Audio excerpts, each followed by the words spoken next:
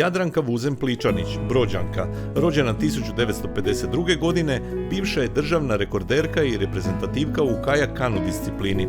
Bavila se veslanjem od svoje 12. godine u slavonsko-brodskom kajak klubu Slavonija, a od 1964. do 1972. osvajala je brojne juniorske i seniorske naslove, prva mjesta u disciplinama K1, K2 i K4 na natjecanjima u Slavonskom Brodu, Zagrebu, Šoderica, Vinkovcima, Belišću, Rumi, Jajcu, Zemunu, Beogradu i drugim gradovima. Kao reprezentativka Hrvatske i tadašnje jugoslavenske reprezentacije sudjelovala je na brojnim domaćim i internacionalnim natjecanjima, o čemu svjedoče brojne diplome kajakaških saveza Hrvatske, Bosne i Hercegovine, Rumunjske i Jugoslavije. Kao članicu nacionalne ekipe, Hrvatski olimpijski odbor svrstava je 2007. godine u kategoriju vrsni sportaš.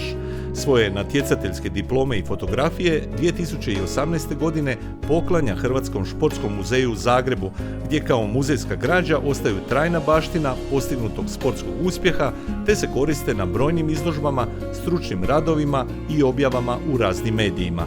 Kako bi zahvalili vrsnoj sportašici na izuzetnim sportskim dostignućima, značajnom doprinosu u promicanju i trajnoj baštini kajak kanu sporta, te ljubavi i neraskidivoj vezi, na ponos grada i građana Slavonskog Broda dodjeljuje se javno priznanje i nagrada Štit Berislavića.